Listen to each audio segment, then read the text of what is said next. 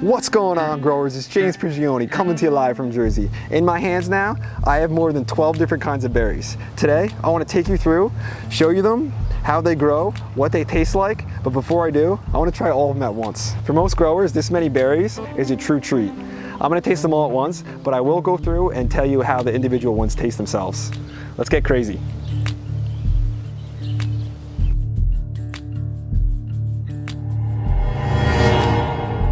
Oh my gosh, so many flavors, so juicy.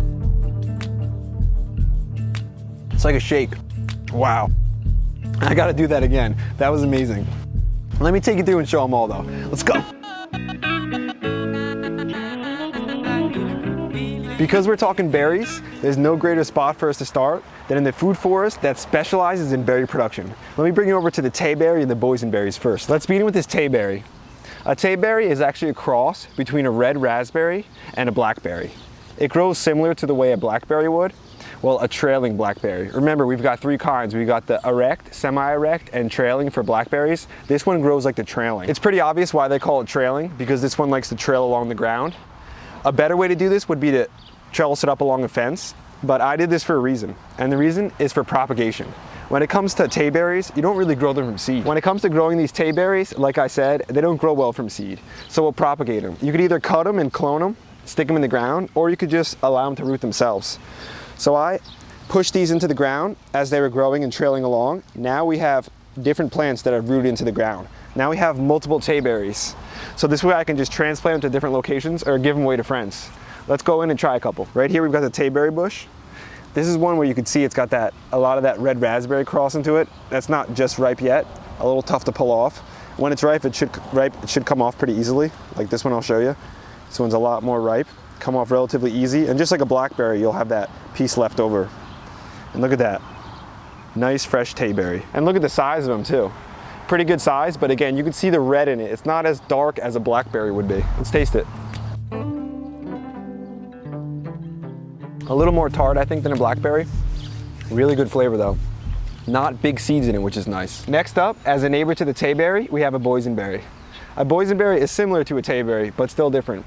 It's a cross between a raspberry and a blackberry, but it also, I've read, has some parentage with the dewberry and the loganberry. The growth habits of a boysenberry are very similar to that of a tayberry.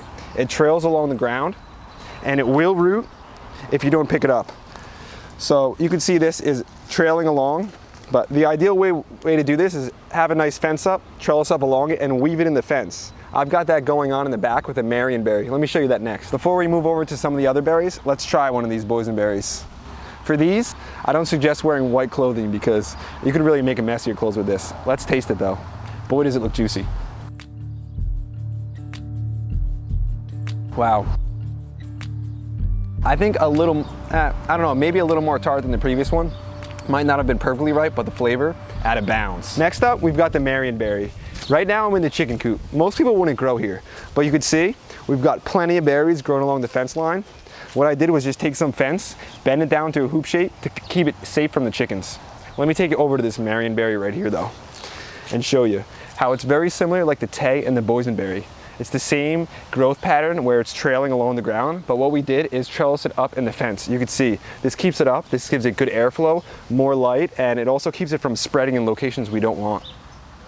When it comes to planting things, I often tell you guys not to buy things from the big box store and to get bare root. But when it comes to raspberries and some other kinds of berries as well, I don't really mind as long as they're cheap because they spread so easily. Let's get in there and try one. As you can see, we've got a Marion Berry here. I don't think it's perfectly ripe, but I'm sure it'll still be good. I couldn't wait any longer. I've got to taste it. It'll be fun to see what color my finger is by the end of this video.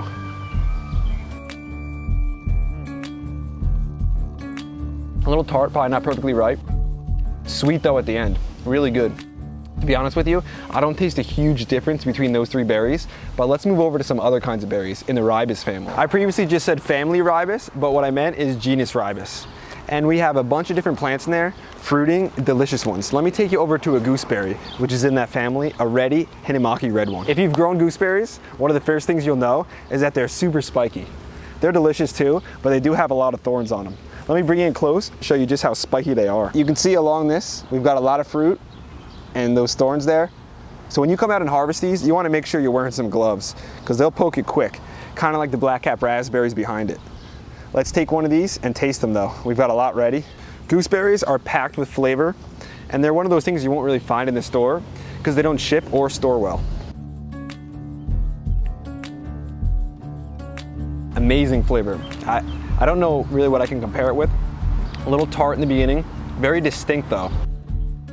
Nothing like I've ever had. What we want to do is if we have any laterals that are going off the side like this, we want to cut these off so it doesn't get too bushy and keeps those strong, upright ones. That's where all your fruit's going to be. Sometimes we can shorten these to strengthen them, and look how loaded this is here.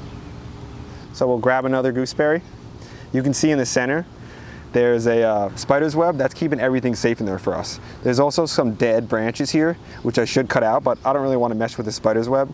I'll cut them out later. Over here, I have another gooseberry plant, and this one's gonna actually fruit later in the season. I encourage you guys, if you're gonna go gooseberries or any fruit, get ones that have different seasons they fruit in. This way you can have a nice extended harvest. And when it comes to propagating these, you don't really want to grow from seed. It's best off to take one, bury one of the long arms into the ground. Next season it'll root up and you'll have new gooseberry plants. I've done that in some sections, but if you don't want that to happen, cut off some of that new growth, keep it short, compact, and strong, and also thin out the center so you can get light on that fruit. Okay, we've talked gooseberries. I would say in a berry rating of flavor 1 to 10, I would give these about a 7. They're distinct, they're tasty, a little bit tart, and like nothing you've ever had. Next up though, let's move to a different plant or a different fruit in that genus ribus, the currants. Next up, we've got black currants. One of the main differences and distinctions from the gooseberry in this is got no thorns, which is great for harvesting. These berries are known for being used in medicine. They're dark, dark black when they're ripe, and they've got kind of spiciness to them. Let me take you inside and try one. These are just starting to ripen up as the season is coming, and they get very black when they're super ripe. Like I said, a little spiciness to them. Let's taste one. Like I mentioned, black currants are often used in cooking, but you can still eat them fresh too, and I really enjoy them like that.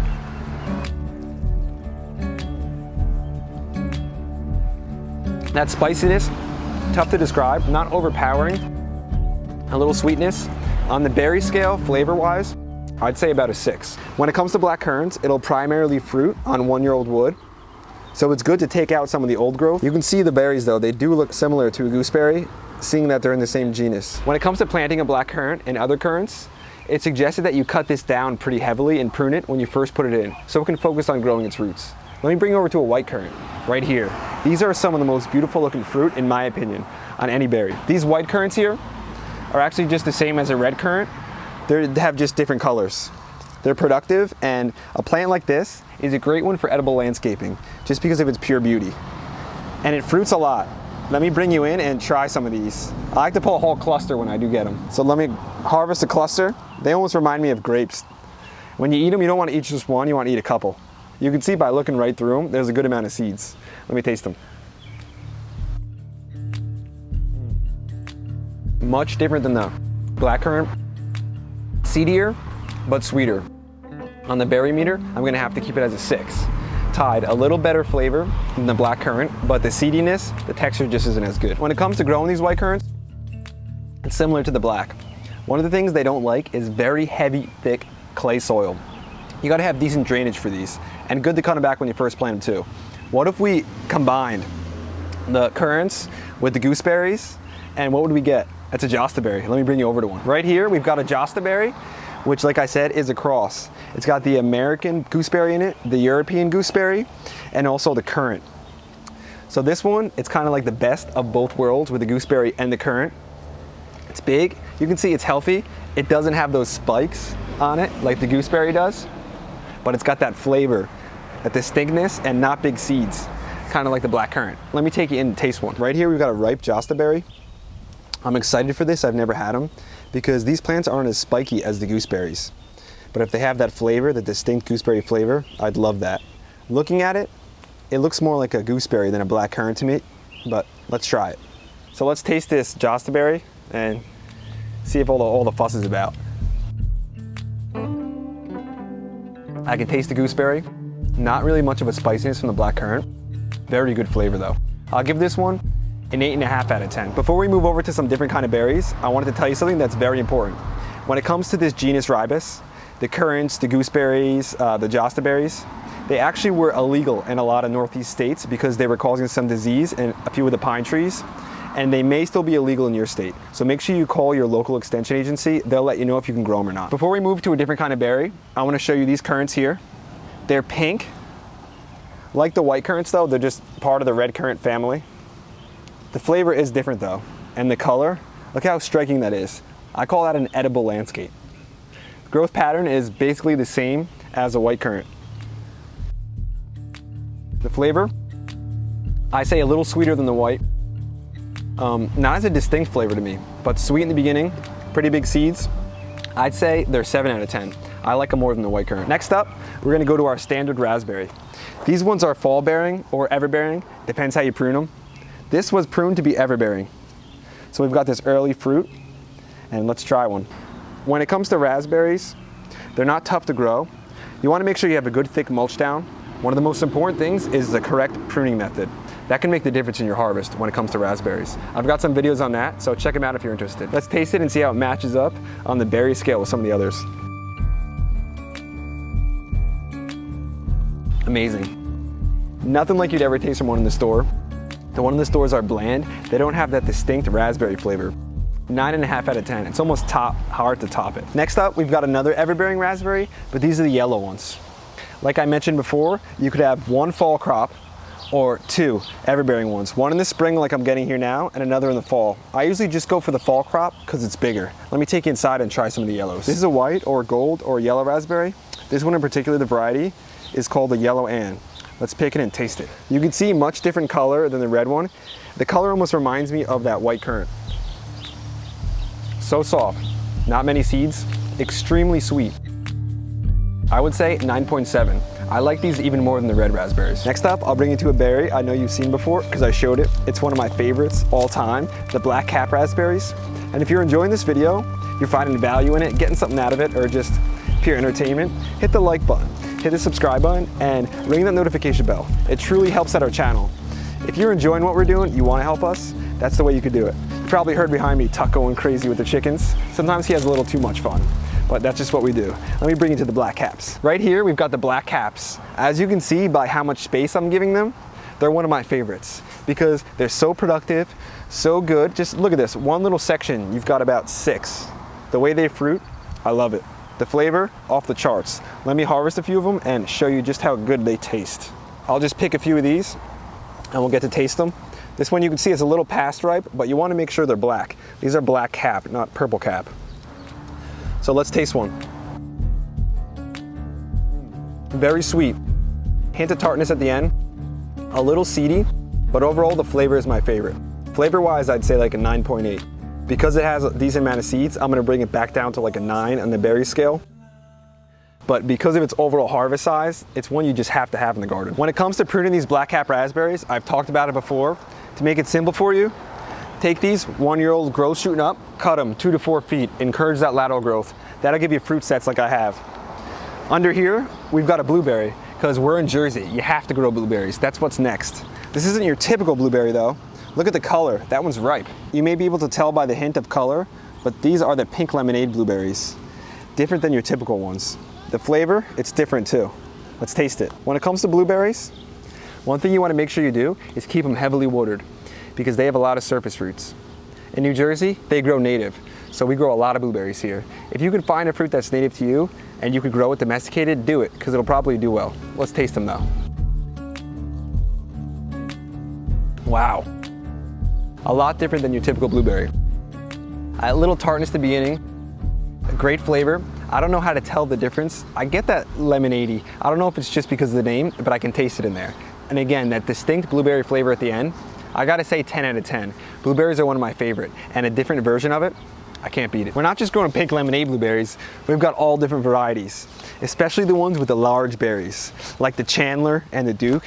In front of me here is a Chandler blueberry, absolutely loaded. Look at it, so much fruit. They're not all perfectly ripe, but some are, and they're huge. Let's try one. I feel like this fruit set is getting so tight that it's hard for it to get bigger. They'll get bigger than this, but I'm too excited. I gotta eat this one. As you can see, this thing is a good size. I like the big berries because it actually gives me a nice mouthful. I don't have to eat like 5 of them to get some substance. Wow. Sweet, distinct berry flavor. Going to the stores, you'll never get that distinct blueberry flavor that you get at the end. You only get a little bit of sweetness, but it's like an empty sweetness to me. That, you can't copy that blueberry flavor. Great taste. Get a big one, get a blueberry in, and you can be eating them real soon. Just think about it. You don't have to have a whole food forest. You could just have a few blueberry plants in the front yard, edible landscape nicely, throw some currants in there, some different raspberries. Berries can be your best friends because they're reliable, they're delicious, they're easy to grow. That's today's video, growers. Thanks for watching. I hope you enjoyed it as we took you along for all those different kinds of berries. But I'll tell you, that's not it. We have other ones planted too, and I'll bring you along if you want to see it. If there's a berry I missed though, let me know down in the comment section. If you did enjoy it, hit the like button, hit the subscribe button, share it with your friends, and don't forget to ring the notification bell. Check us out on Steam It too. We love posting on there. James Prigioni, peace out.